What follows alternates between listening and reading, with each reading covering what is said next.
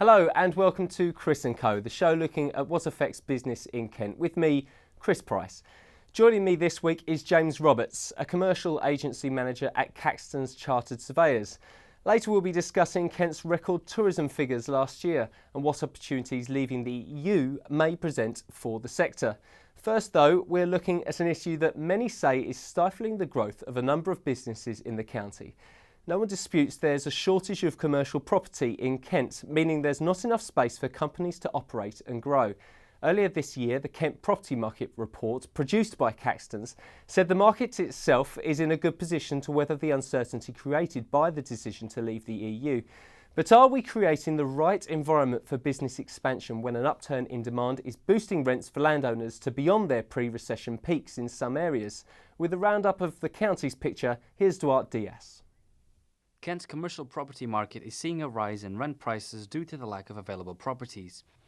Research by Caxtons Chartered Surveyors said rent in major business parks have exceeded pre-recession peaks by 6% because of a higher demand for land. The price is now averaging £240 per square metre. While this increase is good for developers, it makes it harder for smaller businesses to stay afloat as high streets across Kent are being filled up with big names or seeing a lack of stores altogether. Calls are now being made for property developers and councils to work together to help these smaller businesses. Duarte Diaz for KMTV. So, James, why then is there a shortage of commercial property in Kent at the moment? Well, I think like many of these problems, there's a list of complex issues that need to be looked at individually and then a joint solution brought together. I would say the main issue would be the values compared to construction costs. Construction costs have risen considerably over the last few years throughout the country, particularly in London, where we've seen cranes having to be imported from overseas to keep up with the pace of development. The margins for development now are so comparatively small. Any type of prospective development is very difficult, particularly in East Kent, which just isn't a traditional office and industrial location. I think the next major issue would be funding. Banks don't like to fund speculative developments. Again, particularly in East Kent, it is very difficult. And even talking about Kent itself is a complex market, and there are different factors in different sectors. West Kent, its proximity to London, much stronger industrial and office base compared to East Kent, where it's a much more residential and retail location. We've also got issues around planning. Continues to be a problem in many areas. With the government over the past 10 years, even going back 20 years, continually changing local authority requirements, and then the amount of time that takes to flow through the system to create new local plans. We have the National Planning Policy Framework, and really we've still got the remnants of all these decisions that are working their way through the system. Sure. So it's obviously a very complex issue, but what damage then is it causing, the fact that we're not able to build the amount of commercial property that we need? Well, obviously, if we're not building, we're not progressing, we're not moving forward, there isn't new space for businesses to take up. And really, it is, to my mind, we should be looking at individual locations and trying to work out what sort of development is required in individual areas. But again, not just commercial property. I think, it is a whole property market solution. We need to be looking at where we put our residential property in proximity to commercial property. It doesn't make sense to have people driving a long distance to get to work if they could be housed a much shorter distance to where they work. And I think that just is obvious. It just makes sense. So I think it's a whole market solution, public and private.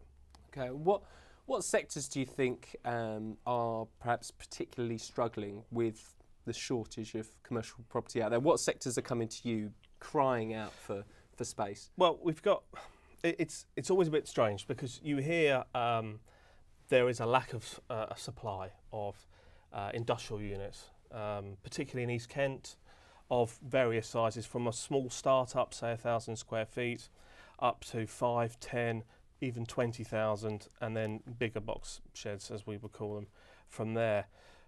My experience, though, as well, is that when they become available, the demand is also quite quiet. And I think there are factors for that. The locations of them.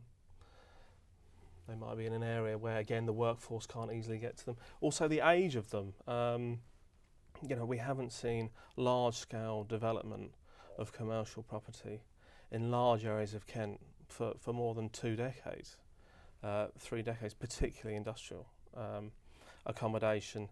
Speculative development for, say, offices in East Kent is almost unheard of.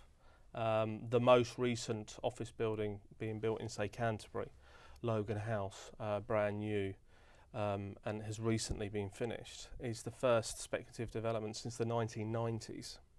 So again, it's a complex mixture of planning, funding, and everything else I've just mentioned. How soon do you think it is? I mean, you mentioned that one of the problems is getting access to finance.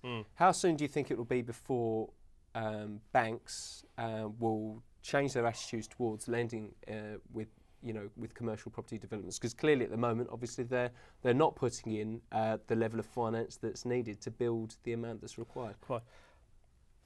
Who knows? I think it's a question for the banks. I think it's a question for the Bank of England. I think where we've seen other elements of what some people might call market failure, say in the residential sector, we've had schemes like Help to Buy. Perhaps it's time for government to consider schemes along the sort of realms of Help to Build.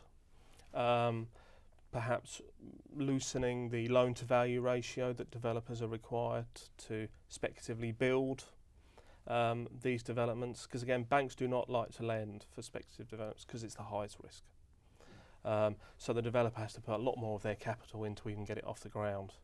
And then with other issues such as empty business rates kicking in very quick after development, it just makes the already relatively small margins for developers even smaller. And it's that risk versus reward calculation that is making it very difficult to develop, particularly in East Kent.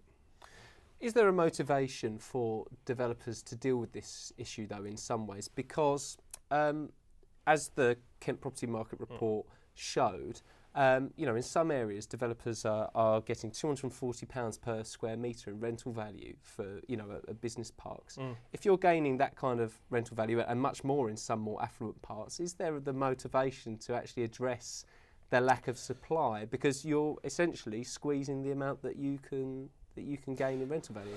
Well, I think, like any profit-driven business, whether it's property or any sector, if there is a lack of supply and high demand, one would assume that the supply would be created to match the demand.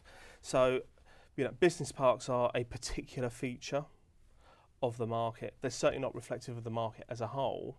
But I think if we did start seeing significant demand for more space in business parks that would fill up, the incentive would be there for developers to start bringing some schemes forward. But of course, it's not as easy as that. I mean, we've got problems with labour in the construction market, again due to construction in London, build costs rising astronomically because of that, and values not anywhere near keeping pace with that.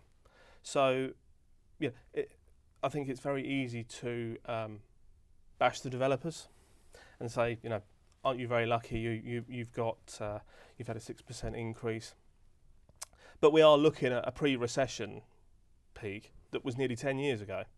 So I think to take it in isolation like that, you're not looking at the bad times throughout that recession period and all of the vacant property costs that go with having some of these large units, whether it's retail, office, industrial.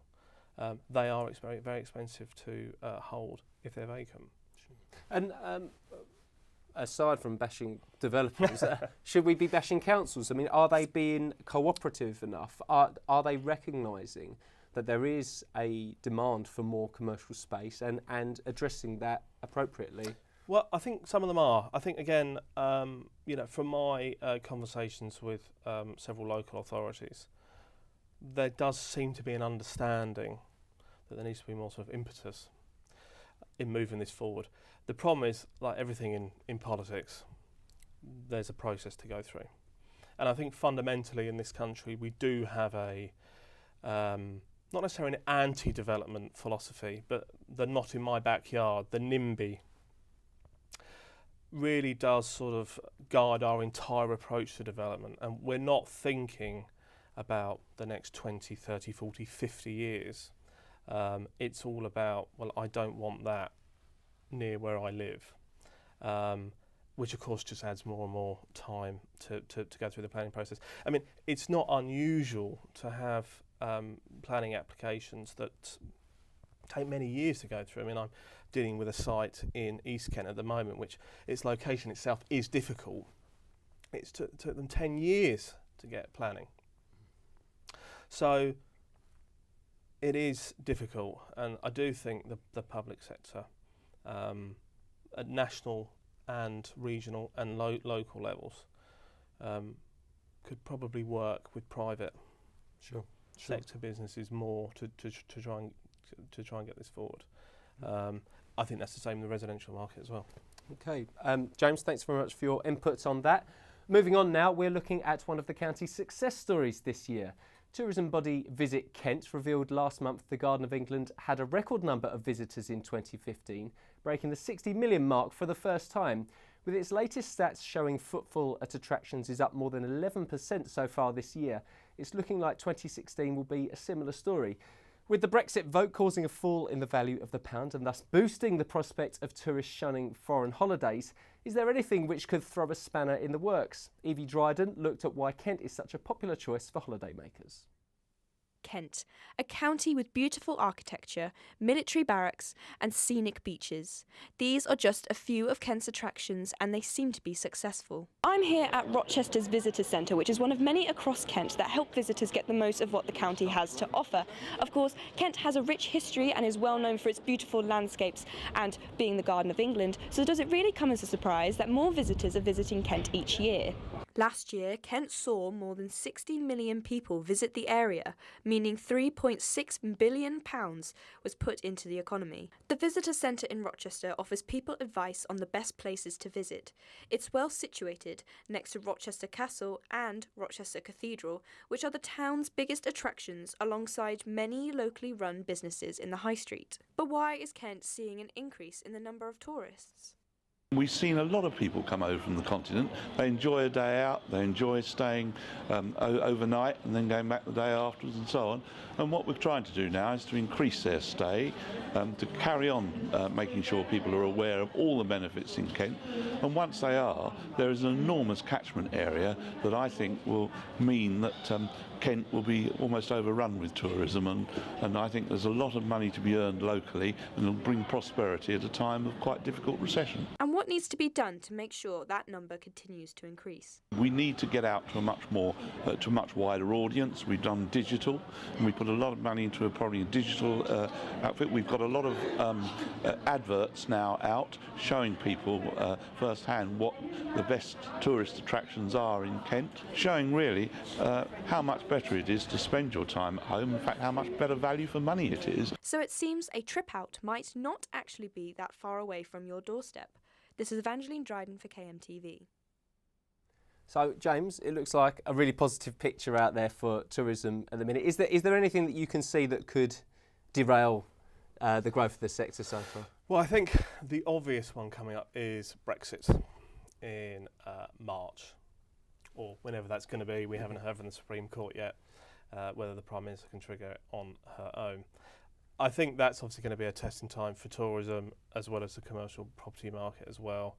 And in some ways, they go tandem. I think on things like this, you're not going to see the pop-up shops and the tourist retail shops doing as well.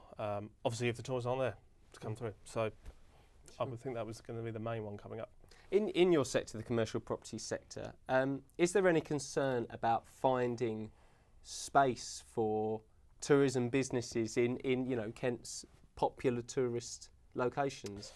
Well, I think if you take a city, say like Canterbury, there were some voids after the recession hit, and there's quite a lot of the tourist shops in and around the sort of cathedral area now who took up space that had become vacant when others departed. I think what we might see more of, if supply isn't available, is the pop-up shop phenomenon. And of course, with tourism as well, it can be very seasonal. So I think if anyone walk around Canterbury at the moment, you'll see there's a lot of pop-up shops in the Marlow Arcade doing seasonal goods. That may be a good way for that particular sector to go. What is the turnover of tenants like in the tourism sector? I mean, do you find that you are able to put a tourist-leaning business in a premises and see them there for a while, or is well, it really I think it depends very much on the business, and it depends on the market they're trying to go into. I would think a small retail type offering as a template would be something like Whitstable, where that is very much summer focused, but they've got a wide range of boutique shops there that do very well, and it's very popular with not just the London market but the local area as well. The past 25 years the town has been completely transformed by tourism, whether it's outward tourism, people coming in, or whether it's the London inhabitants coming down and buying, but it's been completely transformed. So I would think Whitstable's going to be a good example of how it could be done. And with tourism businesses, there are some. What challenges do those that are, say, based in Rochester face in terms of the affordability of running the business, as opposed to, say, a tourism business based in Margate? There must be a differential in what it costs to actually run a business. Yeah, and I think this is actually reflected in property rents. Now your average retail property in Rochester is going to be more expensive than your average retail property in Margate, and the reason is Rochester is a more desirable location from a retail perspective. It's got a higher footfall, and it is a quintessential Kent town. I think Margate is well known, has had retail problems for quite a while, had the highest vacancy rate of any high street in the country in the last few years. There seems to be measures to try and take that forward. It's become much more art-centric, Margate now. So those types of interested consumers are increasingly going to Margate to look for that. So I think it's about finding a niche. Yeah. And I think Margate might be onto something.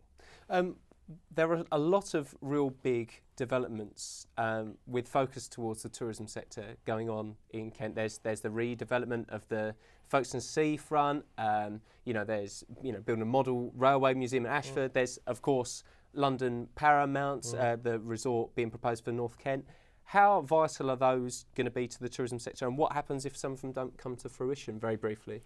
Well, I think, say, looking at London Paramount, I mean, the proposed scheme for that is very large scale, and the impact it's going to have on local residents in terms of the amount of new jobs created, the amount of new properties created, and just the transformation of the whole area. Tourism is the a funding tool to really update and renovate these areas and really bring them into the 21st century. So, hopefully we're going to see some positive news with all of those schemes you've mentioned going forward. Brilliant. James, thank you very much for your time today. Much appreciated. That's it for the latest edition of Chris & Co, our show looking at the issues affecting business in Kent. You can keep up to date with all the county's latest business news at kentbusiness.co.uk, and you can follow us on Twitter at KentBusiness and join our pages on Facebook and LinkedIn. Now look out for our Review of the Year show, which will be our last one for 2016. But for now, from myself, from James, thanks very much for watching. Have a very good day. Bye-bye.